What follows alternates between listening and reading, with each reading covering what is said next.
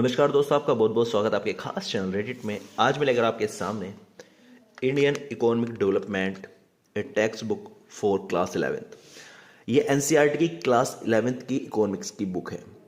अगर आप किसी यूपीएससी टॉपर का इंटरव्यू देख रहे हैं या यूपीएससी बुक लिस्ट देख रहे हैं तो जो आपके सब्जेक्ट होते हैं जीएस के, उसमें इकोनॉमिक्स भी एक अहम भूमिका निभाता है। उसी में आपको आपके बेसिक्स क्लियर होते हैं क्लास 11th की इकोनॉमिक्स की बुक से।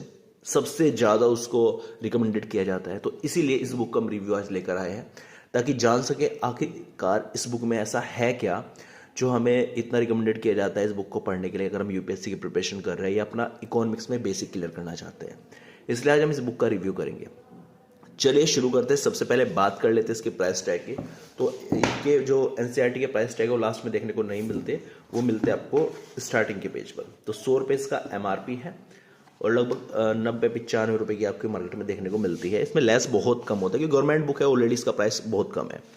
बात करें अगर इसमें नंबर ऑफ पेजेस की, तो इसमें 206 नंबर ऑफ पेजेस आपको देखने को मिलते हैं।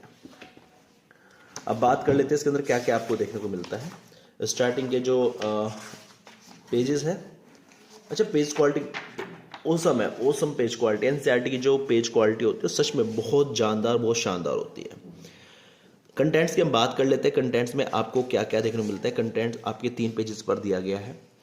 तो सबसे पहले आपका यूनिट है वो है डेवलपमेंट पॉलिसीज एंड एक्सपीरियंस 1947 से 1990 तक।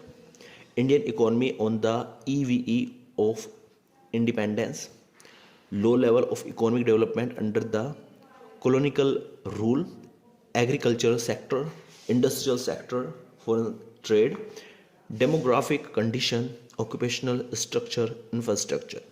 चैप्टर 2 में आपको देखने को मिलता है Indian economy 1950 to 1990, the goals of 5-year plans, agriculture, industry and trade, trade policy, import substitution.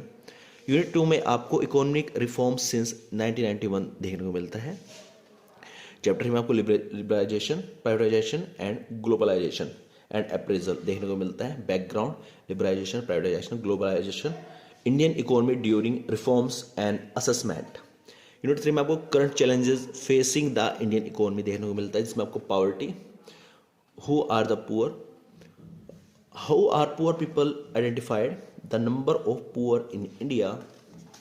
आगे चले तो इसमें आपको देखने को मिलता है what causes poverty, policies and programs towards poverty elevation programs, a critical assessment। Human capital formation in India में आपको देखने को मिलता है what is human capital, sources of human capital and human development, state of human capital formation in India, education sector in India, future prospects.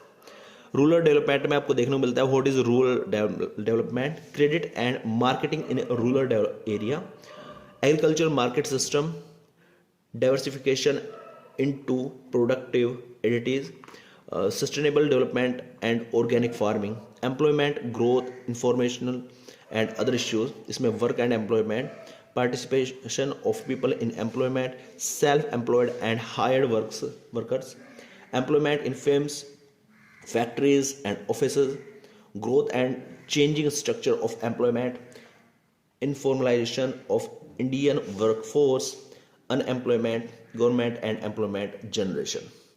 इसके बाद आपको infrastructure देखने को मिलता है what is infrastructure, relevance of infrastructure, the state of infrastructure in India, energy, health.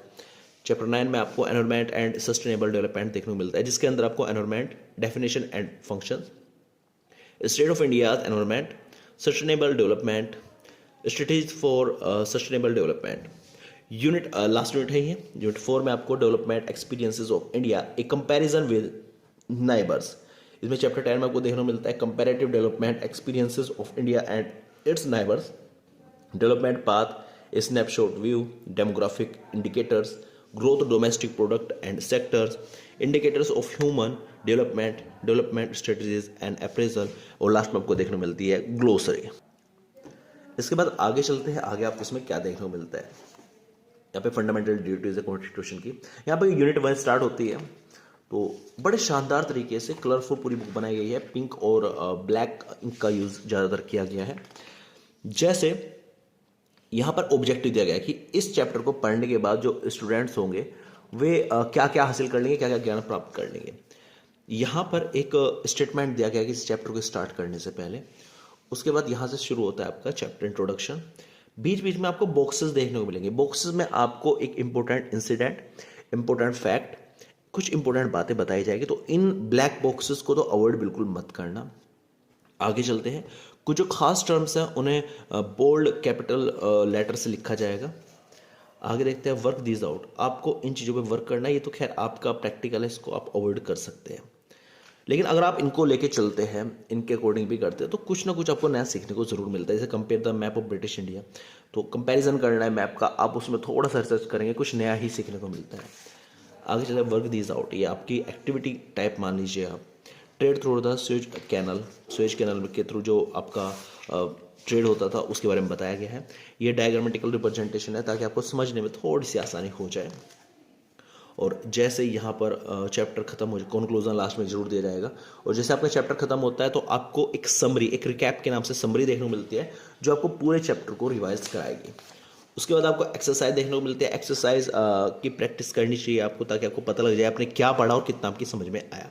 कुछ additional activities हैं ये आपको नहीं करनी चाहिए, तो आपको प्रिपेयर लिस्ट, गुड वगैरह वगैरह फालतू की चीज़ें हैं। रेफरेंसेस, ये जो मटेरियल दिया गया है इस चैप्टर का, इनके रेफरेंसेस क्या क्या है, कहाँ कहाँ से लिया गया है, ये चीज़ें इसमें बताई गई है।